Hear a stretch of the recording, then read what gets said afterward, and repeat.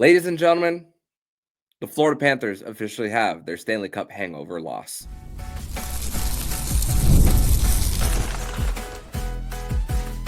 You're Locked On Panthers, your daily podcast on the Florida Panthers. Part of the Locked On Podcast Network, your team every day. And welcome into this Friday, November 22nd edition of the Locked On Florida Panthers podcast, part of the Locked On Podcast Network, where it's your team every day. Thank you for making the Locked On Florida Panthers podcast your first listen of the day. I'm Armando Velez from the Hockey News. You can follow me on X at Monoman12. Follow the show account on X and Instagram at LO_FLA Panthers. And shout out to the everydayers who come back here and get your daily Florida Panthers fix. Today's episode is brought to you by Game Time. Download the Game Time app, create an account, and use code LOCKEDONNHL for $20 off your first purchase. You could do that all on Game Time. So on today's show, we are going to discuss more about the Florida Panthers 3-1 loss against the Chicago Blackhawks from the United Center, where the Florida Panthers were down early, gave themselves an opportunity after scoring 34 seconds after the Chicago Blackhawks took a 2-0 lead, had a chance at the end with the empty net, and then a careless turnover led to the Hawks ending this one. But the Panthers had the puck in the Chicago zone, but really did not create a whole bunch of high danger chances for them to come out with the 2 points. And here to break down more of this loss for the Florida Panthers in Chicago, and now it's third straight losses for the Panthers there. And here is Nich Fairbanks for another edition of Fairbanks Friday. And yeah, like I said at the top, Nick, hangover loss for the Panthers. We spoke about this, what Paul Maurice said about November, non-playoff team, but this truly defines everything with everything that Paul Maurice spoke about in media day.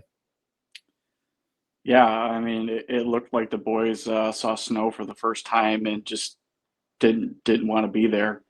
You can't blame the players that came to play tonight, like the first line. I mean, they did their jobs tonight, as far as I'm concerned. But luckily this is early in the season.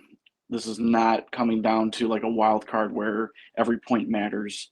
I'm not going to try and get ahead of myself, but just you really need to take advantage of games early and do it as often as possible to put those points in the bank. And it just looked like everybody was a passenger outside of the first line tonight. And I'll give Spencer Knight some kudos because with the lack of, I guess, entertainment he had tonight, he kept them in the game.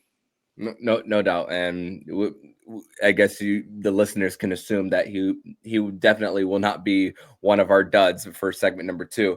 But even for this one, I mean, when you think about the Panthers, and yeah, they were disrupting the Chicago Blackhawks' ability to break out of their zone, but really a lot of times it was just a lot of the careless mistakes in the neutral zone for the Panthers when they did have a lot of control, and then having to chase. Even Emily Kaplan of ESPN was talking to Paul Maurice after the second TV timeout in the first period, talking about that, and then shortly after going on a rant to his bench. I mean, we talk about time and place for Paul Maurice. He pushes the right buttons at the right time, but the Panthers responded with getting a little bit of that zone time, getting in on their forecheck, but still not getting on the board. I mean, it like I said, like you said, the top line was the only really one that felt a sense of urgency. I mean, wasted performance from Alexander Barkov. I mean, 88% from the dot,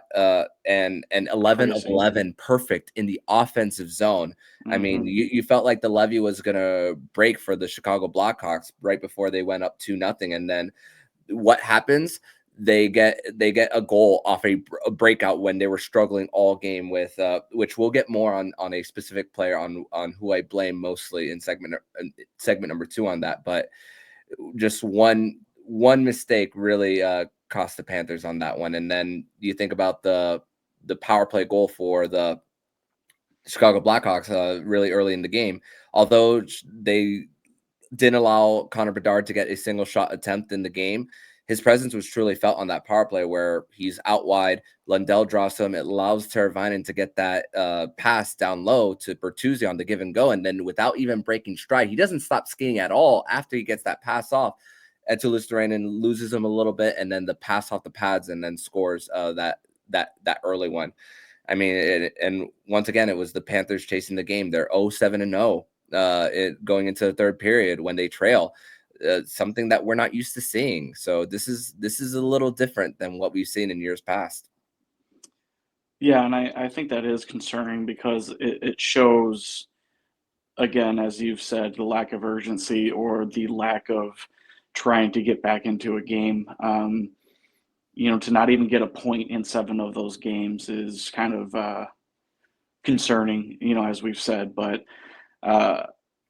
this falls on the leaders of the team, the people who we see as, the statues of, the organization, and you just don't see a lot from them right now. And hopefully, that maybe there's something going on health-wise that maybe they're getting, healthy from, and they're just trying not to push it too much, or maybe they're just not feeling each other right now. You can be in sync and just as easy as you can be out of sync. So I think right now it's November. You have Thanksgiving next week.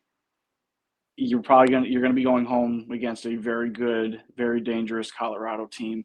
I would not be surprised, and me not being a Hawks fan, I hate the Blackhawks with every fiber of my being. I would not be surprised if the Panthers were overlooking this game to look forward to Saturday. It's funny, we were talking about this pre-production right before we hit play for the podcast. It felt as if Paul Maurice just saw this coming from a mile away. It felt like there was a part of me that that wanted to be in a little bit of denial as well. Not saying this from a mile away, but I mean, he said it in his pre-availability. The Panthers didn't even have a morning skate today after having a day off for travel. So that's another thing. Maybe another little bit of misstep for the Panthers there preparing for a game. That's another way that maybe they overlooked not even having a skate in the morning for them. So but having that conversation there and then having that and then talking about not winning there, I think that was a perfect reason to do a skate for them. I mean, I know it's 1 of 82.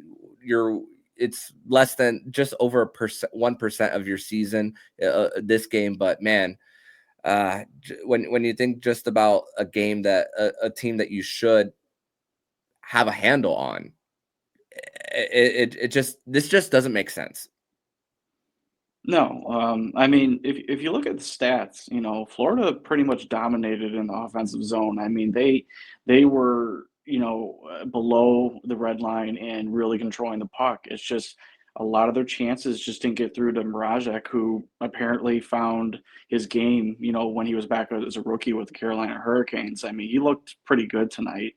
The only shot that beat him was a perfect shot by Sam Reinhart, and we'll get into that a little bit later, but just the Blackhawks basically protected the house tonight and didn't allow any second chances or anything else to go through. And when you're a developing team like that, that's the first thing you have to learn is basically defense and also to protect your goalie. So Florida probably needs to, as they say, get back to basics. That neutral zone play was atrocious. They were trying to play pretty and cute. Maybe just make tape-to-tape passes or get it deep and really actually fight for it instead of, allowing the Blackhawks to actually retrieve it and get a clean exit. Yeah, 19 block shots for the Chicago Blackhawks on the night, 8 for the Panthers. But when that is going to be a big difference whenever the puck is in the offensive zone as much as they are. And just like you said, protecting the house for the Hawks and giving Mrazek a lot of time to just freeze the puck and also for them to get even quick clears in their end for them. But we're going to transition over to segment number 2, where we're going to discuss more about our 3 duds of the game and the moment where we thought the game was lost. We're going to discuss that more next here on the Locked On Florida Panthers podcast.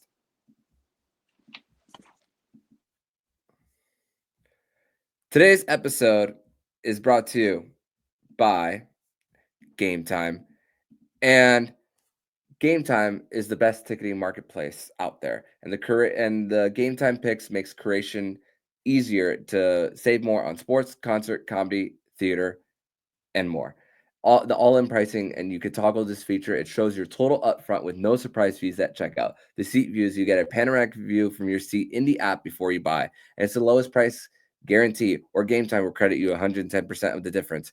Game Time ticket coverage, your purchase is covered with the most flexible customer service policy in the ticketing industry. Take the guesswork out of buying tickets with Game Time picks. Download the Game Time app, create an account, and use code LOCKEDONNHL for $20 off your first purchase. Terms apply. Again, create an account, redeem code LOCKEDON NHL for $20 off. Download Game Time today. What time is it? Game time.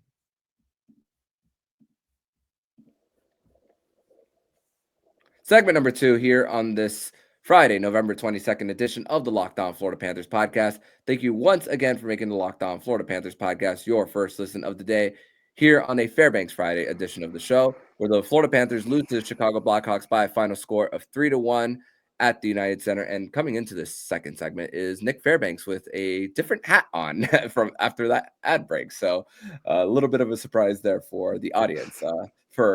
We got to make a little bit of light after such a tough game for the Florida Panthers. But 3 duds of the game for the Cats. I do have an honorable mention. My honorable mention is Matthew Tkachuk, still struggling here and there, and at times force feeding Sam Reinhart down in the bumper, where even though Matthew Tkachuk had multiple opportunities at the end with redirections, but at the same time, Mrazek was just hugging the post where you didn't see a clear lane to get a puck past them at the end when they went on the 6-on-5 for them. Third dud, Anton Lundell. Third line assignments against a team that is going to have probably a top 5 pick again. Not a lot. Not a lot getting to the net. And that line was a Corsi 9-0. And they got 2 shots on net. So an inability to create a quality chances there. And this is a game that when your top 9 is just that much better on paper, this is one that you should feast on. And also there was a line change with Mackie going up to the 3rd line and then Jesper Boquist going to the 4th. We'll talk more about that later. Second one, Uvis Balinskis. Another play where he's really deep and whether it's in the neutral zone, he's up, or in this case, the offensive zone where he's trying to rim around the board on a pinch. It goes around, it goes to the blue line, the Hawks blue line. They're able to get that rush for the game-winning goal from Smith, and then leaving Nate Schmidt out to dry after Pat Maroon protected the puck really, really well, and then dump in, and then Smith finishes it off on Spencer Knight for the breakaway. So once again, Uvis Balinskis, we're picking on him once again here on the show. And number 1 dud, although the Panthers had a hard time with high danger chances, after an icing, you get the extra attacker on, you have 2 full minutes and then you're winning draw after draw for them. When they're just slowly skating out of their zone, a lazy pass from Carter Verhaeghe results in an empty net goal.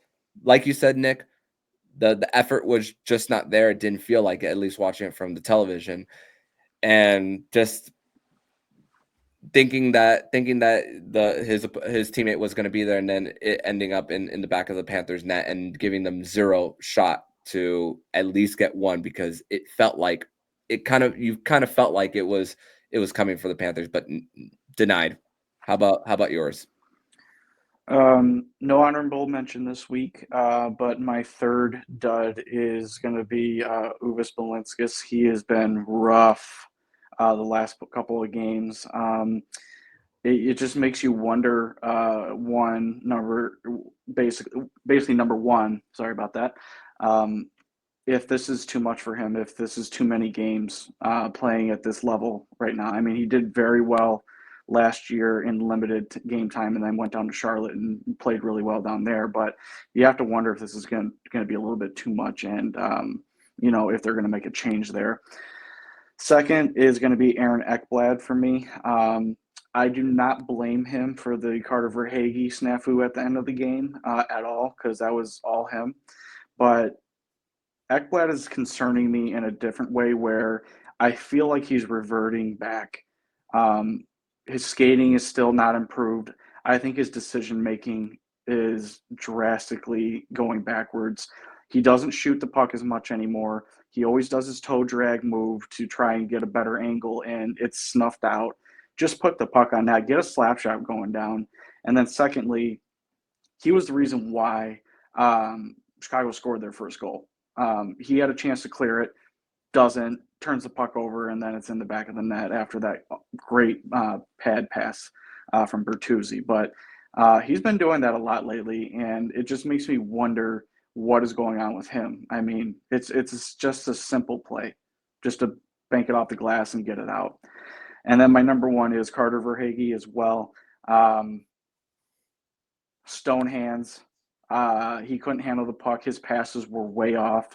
I really wanted to put Sam Bennett here, but at least Sam Bennett was playing defense tonight and actually making a difference on the back end.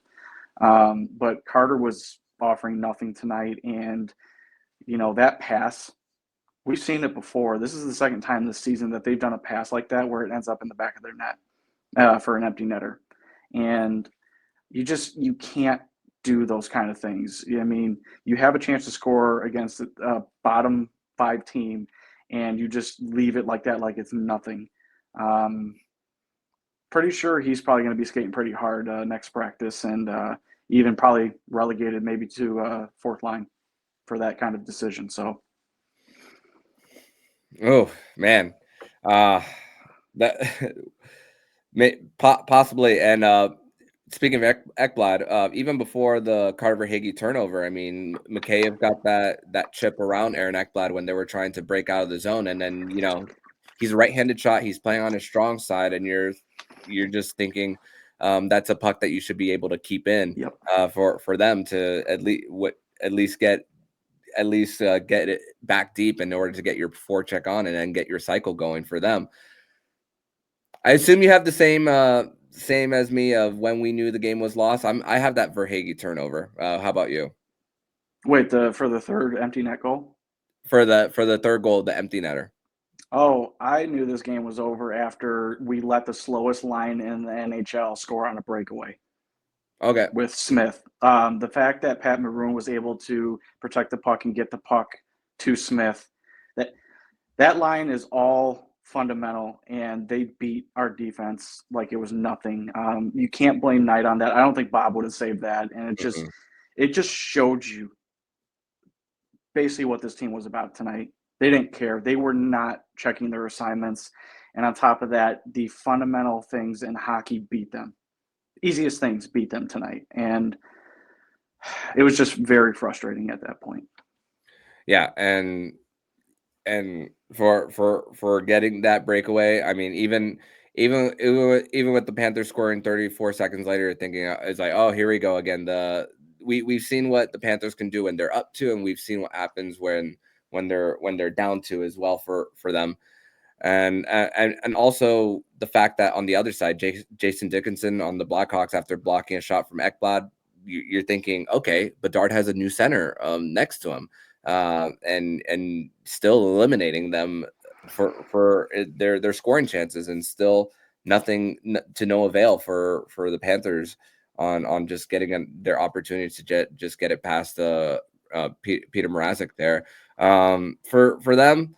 Outside of the turnover, I mean, the biggest high danger chance that the Panthers had, at least I felt, was when when TJ Brody mishandled the puck, and then Jesper Boquist won a battle to feed it to AJ Greer, and then Mrazek was just right there to stop it. It was like really early on in the third period for them. And I mean, and think about this, the power play. Now Aaron Ekblad was the quarterbacking it. But and the thing is, for the Panthers, I mean, when you're struggling this much as far as like who's going to be that D to run it, I mean, you think about I kind of get the process with exchanging Barkov and Ekblad going to the blue line, and then the ability to one-time it from the left circle for Aaron Ekblad.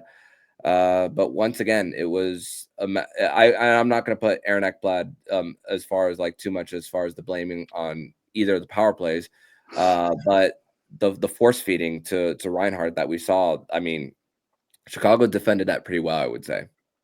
Yeah, I mean, I think Reinhart had maybe one or two chances. I think the first one that he had was really good, and usually it ends up in the back of the net. But they need to be more creative, and Tkachuk needs to find a way to get that puck over to Verhaeghe. They got to get that backdoor play going again. And on top of that, like I said, the defense needs to shoot. They need to create traffic, and they need to get those rebounded goals. That was the only way they're going to beat Mrazek tonight. I mean, look at Reinhardt's goal.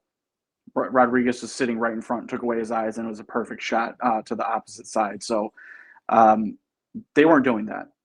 As far as like the best chances, I think Tkachuk had them, with the empty net, trying to bank it off of him, and then there was a little bit of disarray of where the puck was.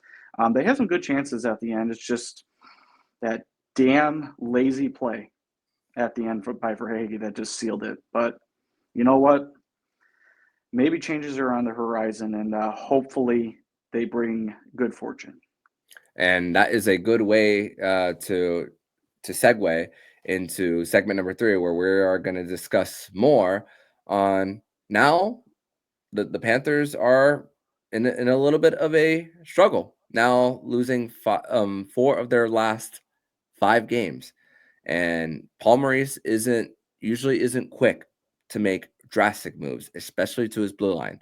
But now, is it the time to make those changes? We'll discuss that more next here on the Locked On Florida Panthers podcast. Today's episode is brought to you by FanDuel. And get ready to tackle the NFL action with America's #1 sportsbook, FanDuel. Because right now, new customers can bet $5 and get $150 in bonus bets if you win. The FanDuel Sportsbook app gives you everything you need to place live bets on the NFL, all in one place. So when you get hunched in the middle of the game, you can check out the latest stats, view live play-by-play, and so much more on the same page where you place your bets. Just visit FanDuel.com to join today. You'll get started with $150 in bonus bets if you win your first $5 bet. That's FanDuel.com. Never waste a hunch and make every moment more with FanDuel, an official sportsbook partner of the NFL.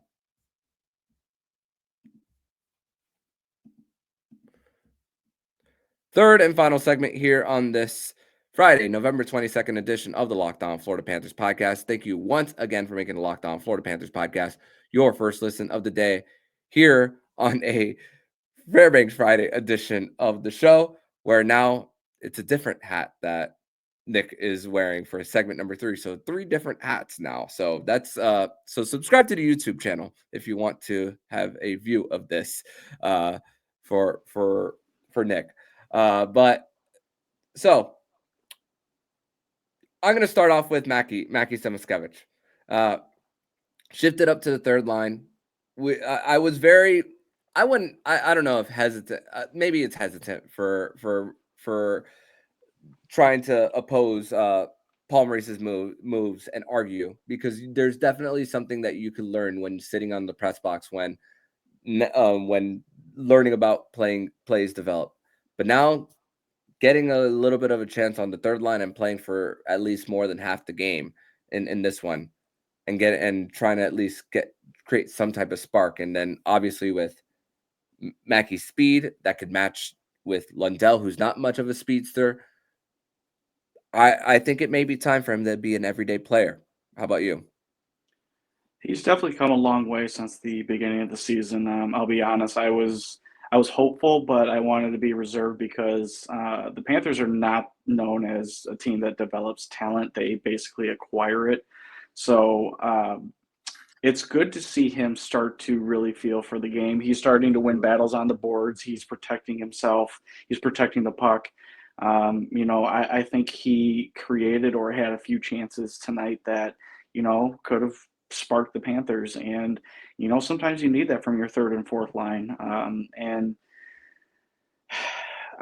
if that's where he's going to be on the third line, then I would start proposing that maybe Anton Lundell needs another winging partner other than Mackie. And I think you have to try Boquist with them. You need the speed. I think Lundell needs speed. Somebody's going to go in and win a puck battle and then get him the puck, and then Mackie can be there as well. That's just my opinion.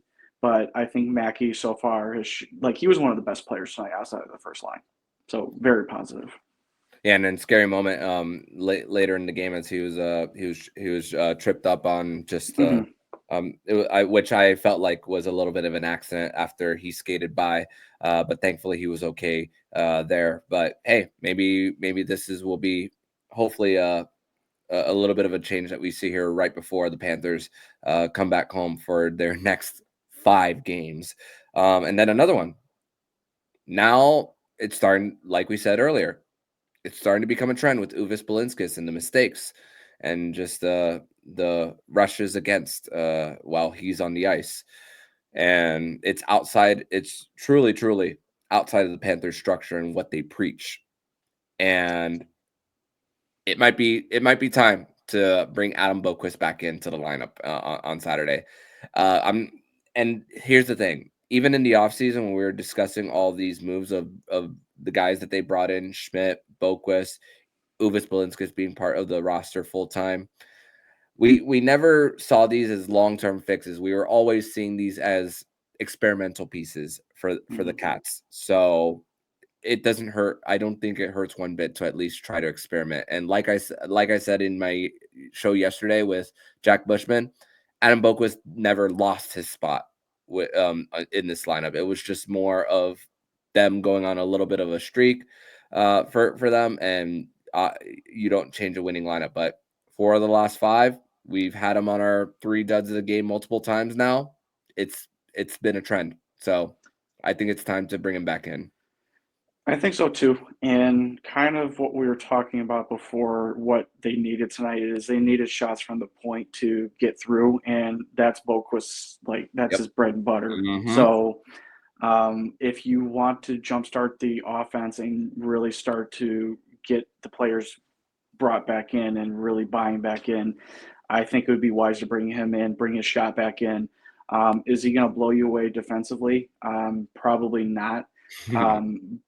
Just because he's on the smaller side. But I felt like he did a good enough job when he was in that he deserves to be in the top 6 again. So had he not taken that puck to the face in the first game of the season, who knows how many more games he would have gotten under his belt already. But they need to find a way to work him in. And I think right now with the way that the team is the perfect time to slot him back in to get him reacclimated and put him back on the power play as well, in my opinion. Yeah, and that it's funny. I was just about to mention of not only is he going to be inserted back, but you're likely going to have him back there because a guy who could skate, who could protect the puck at the blue line a lot faster ability versus Ekblad. I know, like we mentioned earlier, Barkov and Ekblad switching to the blue line and then one going to the flank. I don't know. I personally don't know if that is going to be sustainable for them because you want Barkov on that flank to at least quickly get it low. So I think it's going to be Adam Boquist to take that position back and at least try something for them. It's funny because even there was that stretch where the Panthers were succeeding on the power play with not everyone in their lineup being healthy, with Barkov and Kachuk out and Boquist having a little bit of time there for early in the year. But now it's time to see what you could put together, that what you anticipated early on. So I want to see that experimentation for the Panthers. But thankfully, the Panthers usually wake up against playoff teams. I know they've lost against New Jersey twice, Winnipeg recently, but even earlier in the schedule, we saw it for the Panthers, and it's usually teams that were in playoff positions last year or on the bubble. They've for the most part woken up. And Chicago's not a speed team. The Panthers usually struggle against teams that are beefy, and can protect the house, even if the talent isn't necessarily there. But Colorado, starting on Saturday, they've won their two out of their last three at home against the Avalanche. They've won the last two on the road in Colorado. So their confidence level is pretty high against this Colorado Avalanche team. And then you're thinking about the next week, the Thanksgiving week for them: Washington, Toronto, who's on a heater without Austin Matthews, and then the Carolina Hurricanes, the best record in the Eastern Conference as we speak right now. And I'm glad that this part of the schedule against these teams are coming up, because this is the hangover real? We will definitely see. For sure. And, it's funny to me that Florida matches up very well against Colorado, even though Colorado probably has the most, what's the word I'm looking for? Intimidating speed with skill included with that. I mean, MacKinnon is otherworldly. And then you have Rantanen with one of the best sniper shots. But for whatever reason, the structure of the Panthers play extremely shuts them down. Barkov makes MacKinnon look normal. And then as long as they play within themselves and play to their structure, this should be a good game and they should come out victorious. Mm-hmm. Yeah, and then you're thinking for Colorado, they were off to a pretty poor start. Lost their first four, won their next four after that, and maybe stumbled into the month of November. But now they're 6-3-0 in the month, winning tonight against the Washington Capitals without Ovi. That was another one of those home and homes. We saw it for the Colorado Avalanche for two straight against the Caps there. But Arturi Lekkkonen's been back. Valeri Nichushkin is off of his 6-month suspension out of the Players Assistance Program. They have a good amount of their reinforcements back for them. Still no Gabriel Landeskog for them. Still no timeline on them. But we've seen if you watch any Colorado Avalanche hockey, is that they truly struggle with goaltending, and that's been an issue. For the last 2 years, especially after they won the cup. So this is a good opportunity for them on Saturday, as we love seeing a Barkov versus MacKinnon type of matchup, because back-to-back picks in the 2013 draft. I mean, this is one I always circle on the calendar every year. For sure. I mean, you have two superstars going against each other, and their styles couldn't be more different. One's made out of speed and pure offense. I mean, he can play defense too, but Barkov just all around is to me, the more dominant, well-rounded player. And I think with what he brings, he can eliminate a lot of what Colorado wants to do. And hopefully the team will take his lead. I'm hoping Anton Lundell has a bounce-back game. I hope Carter Verhaeghe figures things out.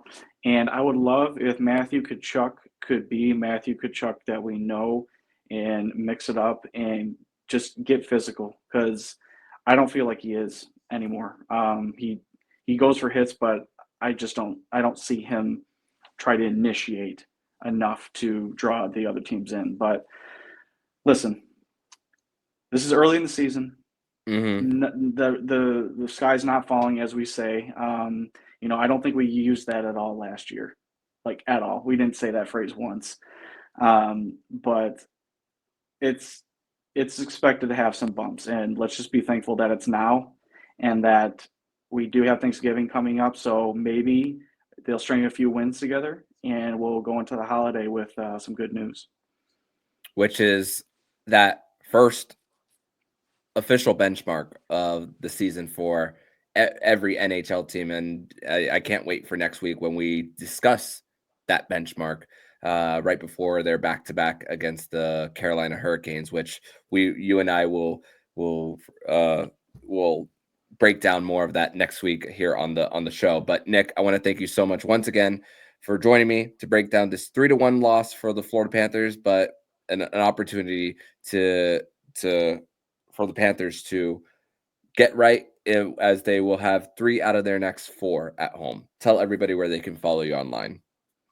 Armando, thanks for having me again. I know tonight was tough. It's tough for me personally as well because, again, Chicago is my least favorite team.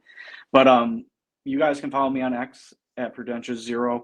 Hope you guys check out the YouTube video because the hat thing, I don't know.